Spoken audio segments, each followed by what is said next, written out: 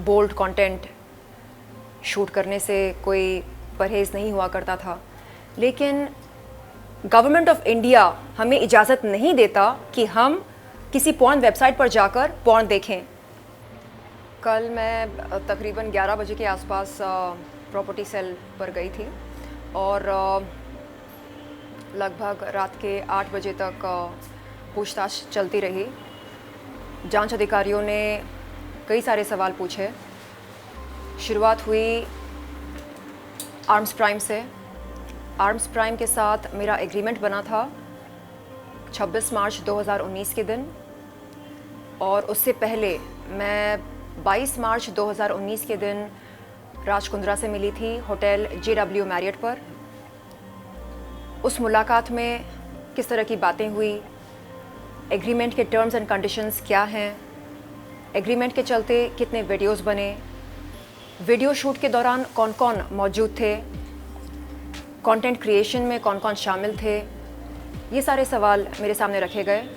और राज कुंद्रा की अन्य कंपनियों के बारे में मुझसे पूछा गया, जैसे हॉट शॉट्स, बॉली फेम वगैरह वगैरह, और राज कुंद्रा के साथ क्या संबंध हैं ये भी पूछा गया। एंड मैंने वो सभी जानकारी जांच अधिकारियों के सामने रखी जो मेरे पास थी राज कुंद्रा के बारे में और उनकी कंपनियों के बारे में। एंड वहाँ से निकलने से पहले मैंने सभी जांच अधिकारियों से ये कहा कि यदि वो फ्यूचर में कभी मुझसे फिर से संपर्क करना चाहेंगे तो बेशक कर सकते हैं, और किसी भी सवाल के लिए वो मुझे फिर से बुला सकते हैं।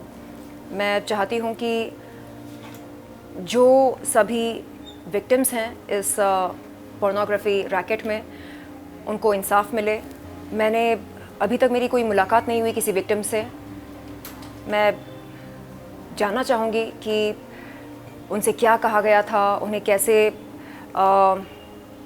गुमराह किया गया था, और मैं चाहती हूँ कि सभी विक्टिम्स, सभी पीड़िताएं आगे आएं और अपना बयान दें, क्योंकि जब तक वो बोलेंगी नहीं तब तक पता कैसे चलेगा कि मोडस ऑपरेंडी क्या था।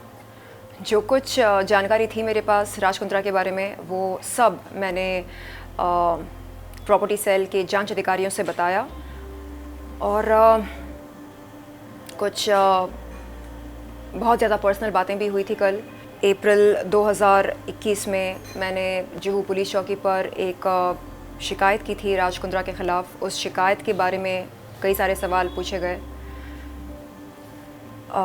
राज कुंद्रा मेरे घर पर कितने दफ़ा आए, कितनी बार आए और क्यों आए, क्या बातें हुई हमारे बीच में, ये सारे सवाल भी पूछे गए थे। देखिए, जब पोर्नोग्राफी के बारे में मैं कुछ कहती हूँ तो लोग बोलते हैं ये देखो 900 चूहे खाकर बिल्ली चली हज को। हाँ, 2012 में मैंने प्लेबॉय के लिए शूट किया। हाँ, मुझे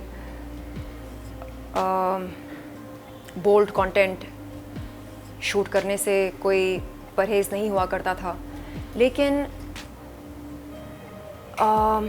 जब हम कानून के दायरे से बाहर निकलते हैं, जब कानून का उल्लंघन करना शुरू करते हैं, तब हमें खुद से सवाल करना चाहिए कि क्या जो हम कर रहे हैं वो सही कर रहे हैं या नहीं। जिनको पोर्नोग्राफी का शौक़ है वो बेशक करें, देश के बाहर जाकर करें, लेकिन देश के अंदर रहकर देश की भूमि पर यदि आप पोर्नोग्राफी को बढ़ावा दे रहे हैं तो ये कोई भी अथॉरिटी बर्दाश्त नहीं करेगी। तो मेरा उन ट्रोल्स से ये कहना है जो बोलते हैं कि ओहो पोर्नोग्राफी तो हम सब देखते हैं, इसमें क्या बुराई है। अगर आपको देखना हो आप देखें, लेकिन आप ये ना भूलें कि टेलीकम्युनिकेशंस डिपार्टमेंट ने 2005 में सभी पॉर्न वेबसाइट्स पर बैन लगाई थी। गवर्नमेंट ऑफ इंडिया हमें इजाज़त नहीं देता कि हम किसी पॉर्न वेबसाइट पर जाकर पॉर्न देखें। तो जब देश का ये कानून है, हम देश में रहकर क्यों इसका उल्लंघन कर रहे हैं, और वो भी इतने बड़े स्तर पर क्यों? तो मुझे लगता है कि उन सभी लड़कियों को जिन्हें गुमराह किया गया, उन्हें शायद बिल्कुल नहीं पता होगा कि पोर्नोग्राफी से संबंधित हमारे देश में क्या रूल्स हैं और उन रूल्स को फॉलो नहीं करने का अंजाम क्या होता है। इसे कहते हैं गुमराह करना, यानी ये बोलना कि नहीं नहीं इट्स ओके, चलता है, सब करते हैं, सब देखते हैं, तो जाहिर सी बात है कि ये गलत नहीं है, ये सही है। जब आप इस तरह की जेनेरिक बातें करने लगते हैं तो ये जो नौजवान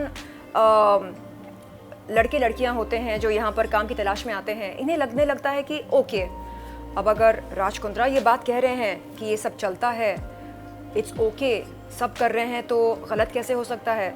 तो वो इस बात को सच के तौर पर स्वीकार करते हैं। एंड यहाँ से शुरू होता है मिसलीडिंग का ये जो सिलसिला है। तो मेरा उन सभी विक्टिम्स, पीड़िताओं से ये निवेदन है कि आप आगे आएं और बताएं कि आपसे क्या क्या कहा गया था, कैसे आपको अप्रोच किया गया था, कैसे हॉट शॉट्स ने या बॉलीफेम ने या आर्म्स प्राइम ने आपको अप्रोच किया और आपको इस दुनिया में आकर्षित किया। आप बताएं, तभी पता चलेगा कि मोडस ऑपरेंडी क्या था। Thank you so much. Thank you.